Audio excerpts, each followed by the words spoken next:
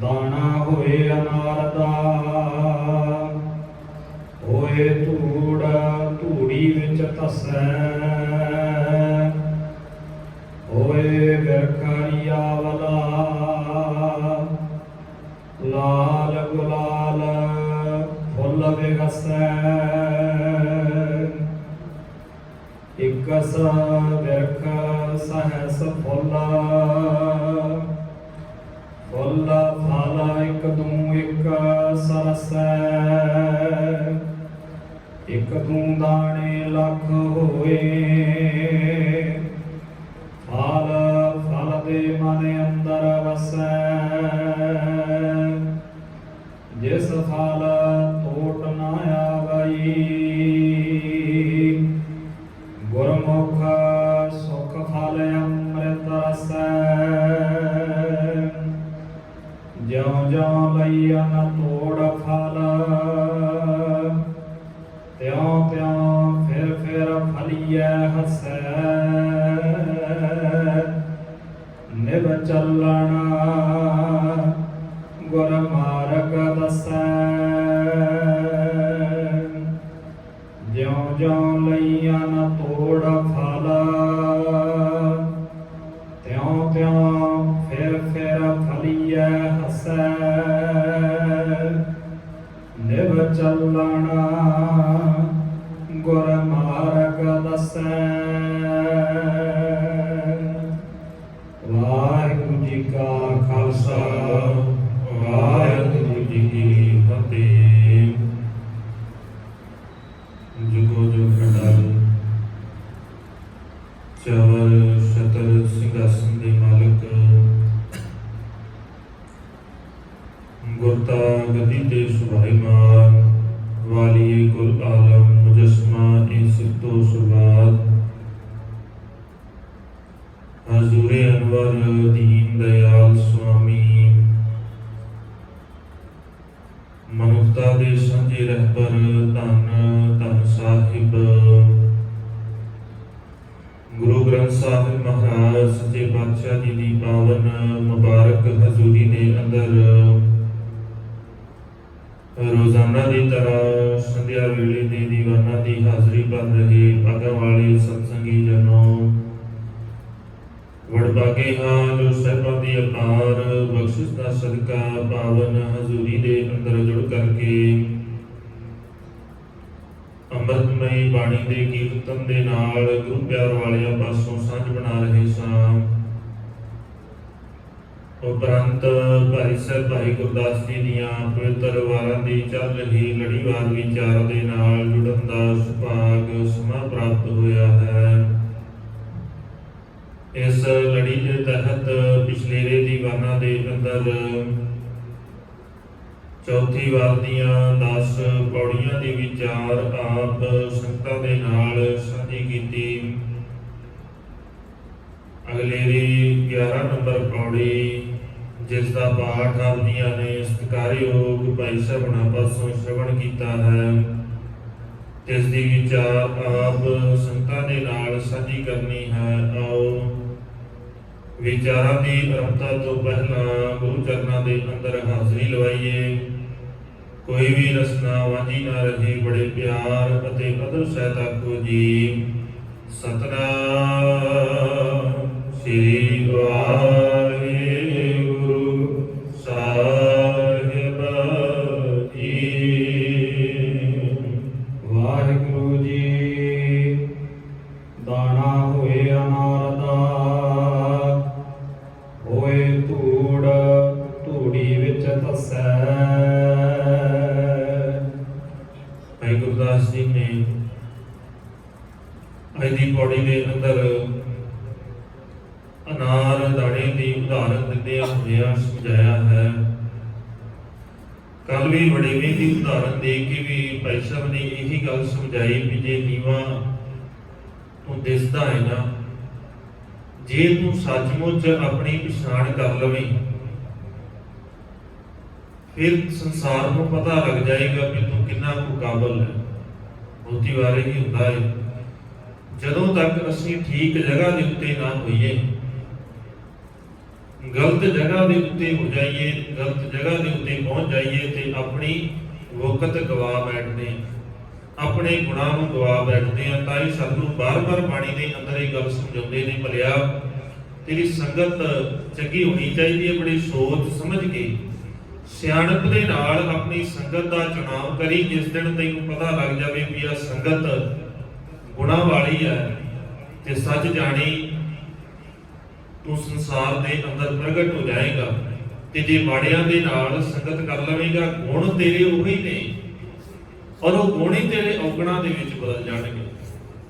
ਮਨੁੱਖ ਕੋ ਕਈ ਵਾਰ ਸਮਰੱਥਾ, ਗਿਆਨ, ਤਾਕਤ ਹੁੰਦੀ ਹੈ, ਪਰ ਜੇ ਸੰਗਤ ਮਾੜੀ ਹੋ ਜਾਏ ਤੇ ਉਹੀ ਸਮਰੱਥਾ ਜਿਹੜੀ ਹੈ, ਤਾਕਤ ਸੰਸਾਰ ਦੇ ਲਈ ਮਾੜੀ ਸਿੱਧ ਹੋ ਜਾਂਦੀ ਹੈ। ਮਸਲਾ ਹੈ ਵੀ ਸੰਗਤ ਕਿਹਦੀ ਸੀ। ਸੰਗਤ ਦੇ ਨਾਲ ਬੜਾ ਅਸਰ ਪੈਂਦਾ ਹੈ। ਸਤਿਗੁਰੂ ਪਾਵਨ ਬਾਣੀ ਦੇ ਅੰਦਰ ਉਦਾਹਰਨ ਦਿੰਦੇ ਆ, ਕਹਿੰਦੇ ਨੇ ਦੇਖ ਸੱਪ ਉਹੀ ਹੈ, ਪਰ ਜੇ ਉਹ ਚੰਦਨ ਦੇ ਨਾਲ ਲਿਪਟਿਆ ਹੈ ਨਾ ਤੇ ਉਹਦਾ ਜ਼ਹਿਰ ਘਟ ਜਾਂਦਾ ਹੈ, ਉਹਦਾ ਨੁਕਸਾਨ ਘੱਟ ਹੈ। ਹਾਲਾਂਕਿ ਉਹ ਜ਼ਹਿਰੀਲਾ ਬੜਾ ਹੈ, ਮਾੜਾ ਬਹੁਤ ਹੈ ਸੁਭਾਅ ਦਾ, ਕੋਈ ਚੰਗਾ ਸੁਭਾਅ ਨਹੀਂ ਹੈ ਸੱਪ ਦਾ, ਪਰ ਜੇ ਉਹ ਕਿਤੇ ਚੰਦਨ ਦੇ ਨਾਲ ਆਪਣੇ ਆਪ ਨੂੰ ਜੋੜ ਲਵੇ ਤੇ ਉਹਦਾ ਨੁਕਸਾਨ ਘੱਟ ਹੋ ਜਾਂਦਾ ਹੈ, ਜ਼ਹਿਰ ਘੱਟ ਹੋ ਜਾਂਦੀ ਹੈ। ਤੇ ਜੇ ਕਿਤੇ ਉਹੀ ਸੱਪ ਢਾਕ ਪਲਾਸ ਦੇ ਦਰਖਤ ਦੇ ਨਾਲ ਆਪਣੇ ਆਪ ਨੂੰ ਜੋੜ ਲਵੇ ਤੇ ਉਹ ਜ਼ਿਆਦਾ ਮਾੜਾ ਹੈ, ਨੁਕਸਾਨ ਜ਼ਿਆਦਾ ਕਰਦਾ ਹੈ। ਔਗਣ ਉਹੀ ਹੈ। ਮਸਲਾ ਹੈ ਵੀ ਤੁਹਾਡੇ ਅੰਦਰ ਕੀ ਹੈ, ਉਹ ਬਾਅਦ ਦੀ ਗੱਲ ਹੈ। ਤੁਹਾਡੀ ਸੰਗਤ ਕਿਹਦੇ ਨਾਲ ਹੈ, ਇਹ ਜ਼ਿਆਦਾ ਮਾਇਨੇ ਰੱਖਦੀ ਹੈ। ਮਤਲਬ ਕਹਿੰਦੇ ਚੰਦਨ ਕਾ ਬਿਰਵਾ ਭਲਾ, ਬੇਟਿਓ ਢਾਕ ਪਲਾਸ ਓਏ ਪੀ ਚੰਦਨ ਹੋਏ ਰਹਾ ਹੈ ਮਸੈ ਜੋ ਚੰਦਨ ਪਾਸ। ਸਤਿਗੁਰੂ ਕਹਿੰਦੇ ਸੱਪ ਤਾਂ ਠੀਕ ਹੈ, ਪਰ ਮਸਲਾ ਹੈ ਵੀ ਜਿਹੜਾ ਚੰਦਨ ਦੇ ਕੋਲ ਹੈ ਉਹ ਚੰਗਾ ਹੈ। ਢਾਕ ਪਲਾਸ ਦੇ ਨੇੜੇ ਰਹਿਣ ਵਾਲਾ ਹੈ, ਢਾਕ ਪਲਾਸ ਦੇ ਅੰਦਰ ਵੀ ਉਦਾਂ ਦੀ ਗਰਮੀ ਹੈ, ਸੱਪ ਦੇ ਅੰਦਰ ਵੀ ਜ਼ਹਿਰ ਹੈ। ਜਦੋਂ ਦੋਵੇਂ ਮਿਲਦੇ ਨੇ ਤਾਂ ਨੁਕਸਾਨ ਕਰਦੇ ਨੇ। ਸਮਾਜ ਵੀ ਤੇ ਇਦਾਂ ਹੀ ਹੈ। ਹੁਣ ਉਹੀ ਮਨੁੱਖ ਨੇ ਜਿਹੜੇ ਮਾੜੇ ਦੀ ਸੰਗਤ 'ਚ ਜਾਂਦੇ ਨੇ, ਦੂਜਿਆਂ ਦਾ ਨੁਕਸਾਨ ਕਰਦੇ ਨੇ, ਔਰ ਜਿਸ ਦਿਨ ਚੰਗੇ ਦੀ ਸੰਗਤ 'ਚ ਆ ਜਾਣ ਉਸੇ ਦਿਨ ਸੰਸਾਰ ਦਾ ਭਲਾ ਲੋਚਦੇ ਨੇ, ਦੂਜਿਆਂ ਦਾ ਮਾੜਾ ਹੀ ਕਰਨ ਵਾਲੇ ਨੇ ਨਾ। ਕਿੰਨੀਆਂ ਉਦਾਹਰਨਾਂ ਨੇ ਸੰਸਾਰ ਦੇ ਅੰਦਰ। ਸਤਿਗੁਰੂ ਨੇ ਪਾਵਨ ਬਾਣੀ ਦੇ ਅੰਦਰ ਕਿੰਨੀ ਵਾਰ ਇਸ ਗੱਲ ਨੂੰ ਸਮਝਾਇਆ ਹੈ। ਅਸੀਂ ਇਤਿਹਾਸ ਪੜ੍ਹ ਕੇ ਦੇਖੀਏ ਕਿੰਨੇ ਨੇ ਸੌਖੀਆਂ ਜੀ ਉਦਾਹਰਨਾਂ ਜਿਹੜੀਆਂ ਸਾਨੂੰ ਸਾਰੀਆਂ ਸਾਖੀਆਂ ਯਾਦ ਹੈ। ਬੜੇ ਲੰਮੇਰੇ ਸਮੇਂ ਤੋਂ ਸੁਣਦੇ ਹੁੰਦੇ। ਭੂਮੀਆਂ ਚੋਰ ਸੰਸਾਰ ਦਾ ਨੁਕਸਾਨ ਹੀ ਤੇ ਕਰਦਾ ਹੈ, ਸਮਾਜ ਨੂੰ ਲੁੱਟਦਾ ਹੀ ਹੈ, ਚੋਰੀਆਂ ਕਰਦਾ ਹੈ, ਦੂਜਿਆਂ ਦਾ ਨੁਕਸਾਨ ਕਰਦਾ ਹੈ। ਹੈਗਾ ਤੇ ਉਹਦੇ ਅੰਦਰ ਔਗਣ ਹੀ ਹੈ, ਗੁਣ ਤੇ ਕੋਈ ਵੀ ਨਹੀਂ ਸੀ। ਪਰ ਮਾਲਕ ਨੇ ਸਮਝਾ ਦਿੱਤਾ, ਭਲਿਆ ਇਹ ਤੇਰਾ ਔਗਣ ਵੀ ਨਾ ਸੰਸਾਰ ਦੇ ਭਲੇ ਦੇ ਲਈ ਕੰਮ ਆ ਸਕਦਾ। ਜੇ ਤੂੰ ਸੱਚਮੁੱਚ ਇਹਨੂੰ ਪਛਾਣ ਲਵੇਂ, ਇਹਨੂੰ ਵਰਤਣਾ ਸਿੱਖ ਲਵੇਂ। ਜੇ ਮਾੜੇ ਦੇ ਲਈ ਵਰਤੇਗਾ ਤੇ ਮਾੜਾ ਹੈ, ਜੇ ਚੰਗੇ ਦੇ ਲਈ ਵਰਤੇਗਾ ਚੰਗਾ ਹੋ ਜਾਏਗਾ। ਸੰਗਤ ਬਦਲ ਲੈ ਆਪਣੀ, ਗੁਰੂ ਦੀ ਸੰਗਤ ਕੀਤੀ ਉਹੀ ਭਾਈ ਭੂਮੀਆਂ ਜੀ ਬਣ ਗਏ। ਮਸਲਾ ਹੈ ਸੰਗਤ ਦਾ। ਇਦਾਂ ਹੀ ਭਾਈ ਗੁਰਦਾਸ ਜੀ ਅੱਜ ਦੀ ਪਾਵਨ ਪੌੜੀ ਦੇ ਅੰਦਰ ਉਦਾਹਰਨ ਦਿੰਦੇ ਆ, ਕਹਿੰਦੇ ਨੇ ਦਾਣਾ ਤੇ ਬੜਾ ਛੋਟਾ ਸੀ, ਅਨਾਰ ਦਾ ਬੀਜ ਬੜਾ ਛੋਟਾ ਸੀ, ਪਰ ਜਿਸ ਦਿਨ ਉਹਨੇ ਆਪਣੇ ਆਪ ਨੂੰ ਖਤਮ ਕੀਤਾ, ਦਾਣਾ ਹੋਏ ਅਨਾਰ ਦਾ ਦਾਣਾ ਸੀ, ਆਪਣੇ ਆਪ ਨੂੰ ਹੋਏ ਧੂੜੀ ਵਿੱਚ ਧੱਸਾ। ਧੂੜੀ ਵਿੱਚ ਜਿਸ ਦਿਨ ਧੱਸ ਗਿਆ, ਉਹਨੇ ਸੰਗਤ ਚੰਗੀ ਕਰ ਲਈ, ਉਹਨੂੰ ਪਤਾ ਲੱਗ ਗਿਆ ਵੀ ਜਾਣਾ ਕਿੱਥੇ ਹੈ। ਉਹ ਧਰਤੀ ਦੇ ਵਿੱਚ ਮਿਲ ਗਿਆ। ਉਸ ਧਰਤੀ ਦੇ ਵਿੱਚ ਮਿਲਣ ਕਰਕੇ ਉਹਨੇ ਆਪਣੇ ਆਪ ਨੂੰ ਗਵਾ ਦਿੱਤਾ, ਕਿਉਂਕਿ ਸ਼ਰਤ ਹੀ ਹੈ ਸੰਸਾਰ ਦੇ ਅੰਦਰ ਪ੍ਰਗਟ ਹੋਣ ਦੀ, ਗੁਰੂ ਦੇ ਦਰ ਦੇ ਉੱਤੇ ਪ੍ਰਵਾਨ ਹੋਣ ਦੀ ਪਹਿਲੀ ਸ਼ਰਤ ਹੀ ਹੈ, ਆਪ ਗਵਾਈਆ ਤਾਂ ਸ਼ਹਿ ਪਾਈਆ। ਔਰ ਕੈਸੀ ਚਤੁਰਾਈ, ਹੋਰ ਤੇ ਕੋਈ ਚਤੁਰਾਈ ਸਿਆਣਪ ਹੈ ਹੀ ਨਹੀਂ। ਸਤਿਗੁਰੂ ਕਹਿੰਦੇ ਆਪ ਗਵਾ। ਜਿਵੇਂ ਉਸ ਦਾਣੇ ਨੇ, ਅਨਾਰ ਦੇ ਬੀਜ ਨੇ ਆਪਣੇ ਆਪ ਨੂੰ ਗਵਾ ਲਿਆ ਨਾ, ਉਦਾਂ ਕਰਕੇ ਆਪਣੇ ਆਪ ਨੂੰ ਗਵਾ ਲੈ। ਜਿਸ ਦਿਨ ਗਵਾ ਲਏਗਾ ਉਸੇ ਦਿਨ ਤੂੰ ਸੰਸਾਰ ਦੇ ਅੰਦਰ ਪ੍ਰਗਟ ਹੋ ਜਾਵੇਗਾ। ਹੋਏ ਬਿਰਖਾਰੀਆ ਵਾਲਾ ਲਾਲ ਗੁਲਾਲ ਫੁੱਲ ਵਿਗਸੈ। ਉਸ ਛੋਟੇ ਜਿਹੇ ਬੀਜ ਨੂੰ ਸੰਸਾਰ ਦੇ ਅੰਦਰ ਦੇਖਦਿਆਂ ਇੱਕ ਬਿਰਖ ਪੈਦਾ ਹੋਇਆ, ਬੜਿਆ ਹਰਿਆਵਲਾ ਸੀ, ਬੜਾ ਸੋਹਣਾ ਸੀ। ਔਰ ਉਸੇ ਹਰਿਆਵਲੇ ਦਰਖਤ ਦੇ ਉੱਤੇ ਬੜੇ ਸੁੰਦਰ ਤੇ ਸੋਹਣੇ ਫੁੱਲ ਪੈਦਾ ਹੁੰਦੇ ਨੇ। ਜਿਨ੍ਹਾਂ ਨੇ ਗੁਰੂ ਦੇ ਨਾਲ ਸਾਂਝ ਬਣਾਈ, ਉਹਨਾਂ ਦੇ ਅੰਦਰ ਵੀ ਇਦਾਂ ਦੇ ਸ਼ੁਭ ਗੁਣ ਪੈਦਾ ਹੁੰਦੇ ਨੇ, ਜਿਨੇ ਆਪਣੇ ਆਪ ਨੂੰ ਸਤਿਗੁਰੂ ਦੇ ਦਰ ਦੇ ਉੱਤੇ ਧਸਾ ਲਿਆ, ਉਸ ਬੀਜ ਦੇ ਵਾਂਗ ਆਪਣੇ ਆਪ ਨੂੰ ਐ ਖਤਮ ਕਰ ਲਿਆ, ਸਮਰਪਿਤ ਕਰ ਦਿੱਤਾ ਨਾ। ਅੱਜ ਉਹ ਕਹਿੰਦਾ ਹੀ ਨਹੀਂ ਹੈ ਵੀ ਹੁਣ ਮੈਂ ਬਾਹਰ ਨਿਕਲਣਾ। ਬਸ ਇਦਾਂ ਇੱਕ ਵਾਰ ਜੁੜ ਜਾਈਏ ਗੁਰੂ ਦੇ ਨਾਲ, ਗੁਰੂ ਦੇ ਸ਼ਬਦ ਦੇ ਵਿੱਚ ਇੰਨਾ ਕੁ ਖਤਮ ਕਰ ਲਈਏ। ਮਾਲਕ ਕਹਿੰਦੇ ਜਿਸ ਦਿਨ ਖਤਮ ਕਰ ਲਵੇਂਗਾ, ਸ਼ਬਦ ਮਰੈ ਸੋਈ ਜਨ ਸਿਝੈ, ਮੇਰੇ ਸ਼ਬਦ ਹੈ ਮੁਕਤ ਨਾ ਪਾਈ। ਬਿਨਾਂ ਸ਼ਬਦ ਤੋਂ ਤੇ ਸਤਿਗੁਰੂ ਕਹਿੰਦੇ ਸਾਂਝ ਬਾਣੀ ਨਹੀਂ ਸਕਦੀ ਗੁਰੂ ਦੇ ਨਾਲ, ਆਪਣਾ ਆਪ ਜਿੱਤ ਹੀ ਨਹੀਂ ਸਕਦਾ। ਆਪਣੇ ਆਪ ਨੂੰ ਸ਼ਬਦ ਦੇ ਅੰਦਰ ਇੰਨਾ ਕੁ ਖਤਮ ਕਰ ਲੈ ਵੀ ਤੇਰੀ ਪਛਾਣ ਹੀ ਨਾ ਰਹੇ ਸੰਸਾਰ ਦੇ ਅੰਦਰ। ਕੋਈ ਗੁਰੂ ਜੀ ਵੀ ਕੋਈ ਕਹਿ ਸਕੇ ਵੀ ਆਹ ਕੌਣ ਹੈ, ਜਿਹੜਾ ਤੈਨੂੰ ਦੇਖੇ ਤੇਰੇ ਵਿੱਚੋਂ ਗੁਰੂ ਦੀ ਪਛਾਣ ਕਰੇ, ਤੇਰੇ ਵਿੱਚੋਂ ਉਹਨੂੰ ਗੁਰੂ ਨਜ਼ਰ ਆਵੇ ਤੇਰਾ। ਇਹਨਾਂ ਕੋ ਆਪਣੇ ਆਪ ਨੂੰ ਜੋੜ ਲੈ, ਇਹਨਾਂ ਕੋ ਆਪਣੇ ਆਪ ਨੂੰ ਖਤਮ ਕਰ ਲੈ ਵੀ ਤੇਰੇ ਵਰਗਾ ਸੰਸਾਰ ਦੇ ਅੰਦਰ ਕੋਈ ਹੋਰ ਹੈ ਹੀ ਨਹੀਂ। ਹੋਰ ਹੈ ਹੀ ਨਹੀਂ ਦਾ ਭਾਵ ਇਹ ਨਹੀਂ ਵੀ ਅਸੀਂ ਆਪਣੇ ਆਪ ਨੂੰ ਹੰਕਾਰੀ ਸੰਸਾਰ ਦੇ ਅੰਦਰ ਪ੍ਰਗਟ ਕਰਨਾ ਹੈ। ਜਿਸ ਦਿਨ ਗੁਰੂ ਦੇ ਨਾਲ ਮਿਲਾਂਗੇ ਉਸ ਦਿਨ ਸੱਚਮੁੱਚ ਸੰਸਾਰ ਦੇ ਨਾਲੋਂ ਵੱਖਰੇ ਹੋ ਜਾਈਦਾ। ਭਗਤਾਂ ਕੀ ਚਾਲ ਨਿਰਾਲੀ, ਚੱਲ ਨਿਰਾਲੀ ਭਗਤਾਂ ਕੇਰੀ। ਇਹ ਨਹੀਂ ਹੈ ਵੀ ਉਹ ਖਾਣਾ ਵੱਖਰਾ ਸ਼ੁਰੂ ਕਰ ਦਿੰਦੇ ਨੇ, ਉਹ ਪਾਉਣਾ ਵੱਖਰਾ ਸ਼ੁਰੂ ਕਰ ਦਿੰਦੇ ਨੇ, ਉਹਨਾਂ ਦੇ ਰਹਿਣ ਦੇ ਟਿਕਾਣੇ ਬਦਲ ਜਾਂਦੇ ਨੇ, ਉਹਨਾਂ ਦੀ ਬੋਲੀ ਬਦਲ ਜਾਂਦੀ ਹੈ, ਵੀ ਉਹਨਾਂ ਦੀ ਸ਼ਬਦਾਵਲੀ ਦੇ ਵਿੱਚ ਫਰਕ ਆ ਜਾਂਦਾ ਹੈ। ਬੋਲੀ ਉਹੀ ਹੈ, ਬਸ ਸ਼ਬਦਾਵਲੀ ਬਦਲ ਗਈ, ਕਿਉਂਕਿ ਸਾਂਝ ਗੁਰੂ ਦੇ ਨਾਲ। ਇਹ ਚਾਲ ਨਿਰਾਲੀ ਹੋ ਗਈ। ਉਹ ਸੰਸਾਰ ਦੇ ਨਾਲੋਂ ਵੱਖਰੇ ਕਾਰਜ ਕਰਦੇ ਨੇ। ਫਿਰ ਜਿੱਥੇ ਸੰਸਾਰ ਦੌੜਦਾ ਹੈ ਉਹਨਾਂ ਦੇ ਅੰਦਰ ਟਿਕਾ ਆ ਜਾਂਦਾ ਹੈ। ਸੰਸਾਰ ਜਿੱਤਣਾ ਚਾਹੁੰਦਾ ਹੈ ਉਹ ਜਿੱਤ ਕੇ ਸ਼ਾਂਤ ਹੋ ਜਾਂਦੇ ਨੇ। ਸੰਸਾਰ ਜਿੱਤਣਾ ਚਾਹੁੰਦਾ ਹੈ ਦੂਜਿਆਂ ਨੂੰ, ਉਹ ਆਪਣੇ ਆਪ ਨੂੰ ਜਿੱਤ ਕੇ ਸ਼ਾਂਤ ਹੋ ਜਾਂਦੇ ਨੇ। ਇਹ ਚਾਲ ਨਿਰਾਲੀ ਹੈ। ਪਰ ਹੋਇਆ ਕਿਸ ਦਿਨ? ਜਿਸ ਦਿਨ ਆਪਣੇ ਆਪ ਨੂੰ ਖਤਮ ਕਰ ਲਿਆ, ਫਿਰ ਉਹ ਸੋਹਣੇ ਫੁੱਲ ਜਿਸ ਤਰੀਕੇ ਦੇ ਨਾਲ ਅਨਾਰ ਦੇ ਦਾਣੇ ਦੇ ਬੀਜ ਤੋਂ ਪੈਦਾ ਹੋਏ ਉਸ ਬਿਰਛ ਦੇ ਵਿੱਚ ਸੋਹਣੇ ਸੋਹਣੇ ਫੁੱਲ ਪੈਦਾ ਹੁੰਦੇ ਨੇ। ਸਤਿਗੁਰੂ ਕਹਿੰਦੇ ਫਿਰ ਤੇਰੇ ਅੰਦਰ ਗੁਣ ਪੈਦਾ ਹੋਣਗੇ, ਤੇਰੇ ਅੰਦਰ ਉਹ ਸੋਹਣੇ ਇੰਨੇ ਕੋ ਗੁਣ ਪੈਦਾ ਹੋ ਜਾਣਗੇ, ਸੰਸਾਰ ਦੇ ਕੇ ਉਹਨਾਂ ਤੋਂ ਮੋਹਿਤ ਹੋਵੇਗਾ। ਇੱਕ ਸਾ ਬਿਰਖਾ ਸਹਸ ਫੁੱਲ, ਫੁੱਲ ਫਾਲਾ ਇੱਕ ਤੂੰ ਇੱਕ ਸਰਸੈ। ਔਰ ਇੱਕ ਬਿਰਖ, ਇੱਕ ਬੀਜ ਸੀ, ਉਹਦੇ ਤੋਂ ਦਰਖਤ ਪੈਦਾ ਹੋਇਆ। ਇੱਕੋ ਦਰਖਤ ਦੇ ਉੱਤੇ ਕਿੰਨੇ ਕੁ ਫੁੱਲ ਲੱਗੇ ਕਿਸੇ ਨੂੰ ਗਿਣਤੀ ਨਹੀਂ ਹੈ। ਬੜੇ ਛੋਟੇ ਛੋਟੇ ਫੁੱਲ, ਔਰ ਗਿਣਤੀ ਨਹੀਂ ਵੀ ਕਿੰਨੇ ਕੁ ਲੱਗੇ, ਹਜ਼ਾਰਾਂ ਦੀ ਗਿਣਤੀ ਦੇ ਵਿੱਚ ਉਹਦੇ ਉੱਤੇ ਫੁੱਲ ਲੱਗਦੇ ਨੇ। ਜਿਹੜਾ ਸੱਚਮੁੱਚ ਗੁਰੂ ਦੇ ਨਾਲ ਜੁੜ ਜਾਵੇ ਨਾ, ਉਹਦੇ ਨਾਲ ਬੈਠਣ ਵਾਲੇ ਸਾਰੇ ਜੁੜਨਾ ਸ਼ੁਰੂ ਕਰ ਦਿੰਦੇ ਨੇ। ਉਹ ਸਾਰੇ ਉਸ ਫੁੱਲ ਦੇ ਵਾਂਗ ਖਿੜਨਾ ਸ਼ੁਰੂ ਕਰ ਦਿੰਦੇ ਨੇ। ਫੁੱਲ ਦੀ ਖਾਸੀਅਤ ਇਹ ਹੈ, ਉਹ ਖਿੜਦਾ ਹੈ, ਸੁਗੰਧੀ ਦਿੰਦਾ ਹੈ, ਦੂਜਿਆਂ ਨੂੰ ਚੰਗਾ ਲੱਗਦਾ ਹੈ। ਇਹੀ ਤੇ ਖਾਸੀਅਤ ਹੈ ਨਾ ਫੁੱਲ ਦੀ। ਤੇ ਸਤਿਗੁਰੂ ਕਹਿੰਦੇ ਜਿਹੜਾ ਗੁਰੂ ਦੇ ਨਾਲ ਜੁੜ ਗਿਆ ਫਿਰ ਉਹ ਵੀ ਖਿੜਦਾ ਹੈ। ਉਹਦੇ ਅੰਦਰ ਦੁੱਖ ਨਹੀਂ ਹੈ, ਝੋਰਾ ਨਹੀਂ ਹੈ, ਉਹਦੇ ਅੰਦਰ ਕਿਸੇ ਪ੍ਰਕਾਰ ਦੀ ਕੋਈ ਔਗਣਾ ਵਾਲੀ ਤਾਕਤ ਹੈ ਹੀ ਨਹੀਂ। ਔਗਣ ਨਹੀਂ ਭਰਮਾ ਸਕਦੇ ਉਹਨੂੰ, ਮਾਇਆ ਨਹੀਂ ਭਰਮਾ ਸਕਦੀ, ਹਮੇਸ਼ਾ ਖਿੜਿਆ ਰਹਿੰਦਾ, ਸਦੀਵੀ ਖੁਸ਼ ਹੈ ਉਹ, ਕਿਉਂਕਿ ਆਨੰਦ ਹੈ ਹੀ ਨਾ, ਉੱਥੇ ਹੀ ਆਨੰਦ ਹੈ, ਹੋਰ ਤੇ ਕਿਤੇ ਆਨੰਦ ਹੈ ਹੀ ਨਹੀਂ। ਅਸੀਂ ਇੱਕ ਦੂਜੇ ਨੂੰ ਮਿਲਦੇ ਆ, ਕਈ ਵਾਰ ਕਹਿ ਦਿੰਦੇ ਆ, ਕੋਈ ਪੁੱਛੇ ਨਾ ਵੀ ਕੀ ਹਾਲ ਹੈ, ਅਸੀਂ ਸ਼ਬਦ ਵਰਤ ਦਿੰਦੇ ਆ ਵੀ ਬੜਾ ਆਨੰਦ ਹੈ ਜੀ।